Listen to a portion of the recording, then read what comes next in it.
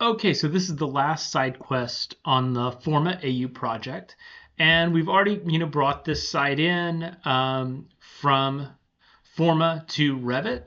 And what we're going to do next is we are going to output this as a room scale AR file. And obviously, I'm not going to fit the entire downtown area into a room because we do want to look at this as a couple of scales, including 1:1. So I'm going to isolate just a portion of the site. So I'm going to turn on my section box, and I'm going to use that to crop the majority of the context here.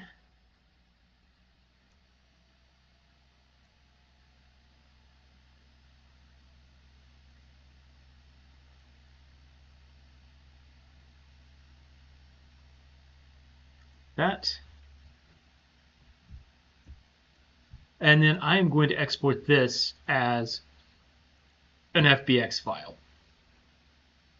So we'll just call this root 66 AR test 1 and save. Now, if you've worked at all with FBX files coming out of Revit, you'll know they strip not the material assignments, but the materials themselves off. So this is going to show up as just a white model. But what I can do is we can load this into Formit from Autodesk and do a couple of just quick touch-up things with the materials. So I've already done a file. Let's just start a brand new scene here so I can show you everything that I've done. So let's go New Sketch. Don't save it. So we'll start File, Import Locally. That was Route 66 AR Test. So there's my file. And then I can just double-click to go into Material Editing Mode. And I am going to go to my paints. Let's make a new material, a new color, and let's just set it as sort of a nice, simple green tone, not quite that dark, very desaturated, just something that's going to make a nice green on the eyes. We will name this material very creatively green and say OK. And let's make sure that that green is selected in my material list. And we'll just paint a few things. Ground plane. Let's do the painting here. Ground plane.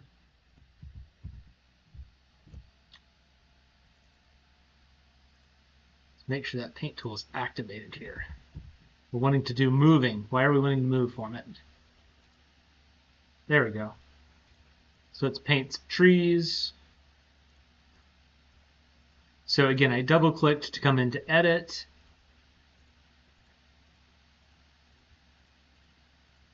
So we can, get a little bit of color on here. I'm not going to paint everything, but just enough. Let's do one more material here. Let's create sort of a blue for the glass.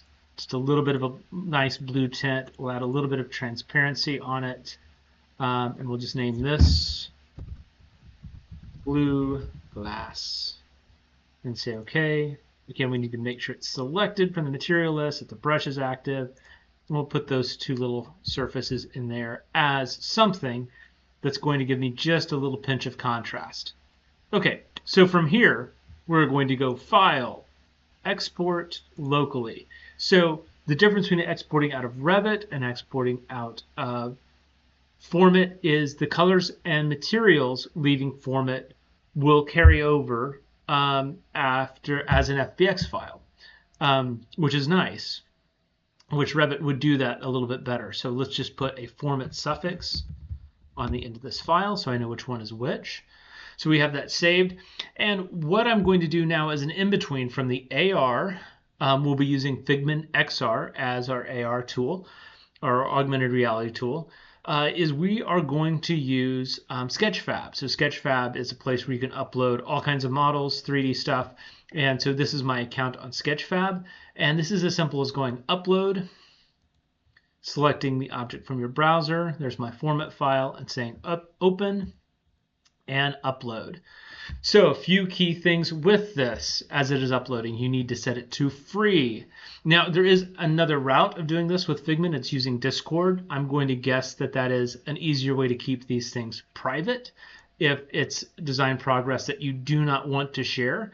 But I'm simply going to set this for free. I'm an academic. I don't care. It's all good. I'm setting this to free so anybody can download it. I'm going to click Save and Publish so that it is ready. And perhaps I should give it a different title. No, that's fine. Route 66 Augmented Reality Test 1 Formit. It has been published, and I will meet everybody in my headset in Figmin where we actually look at bringing this into a room. So this is a screencast from a screencast, which is kind of cool. But this is essentially exactly what I am seeing inside of Figmin XR.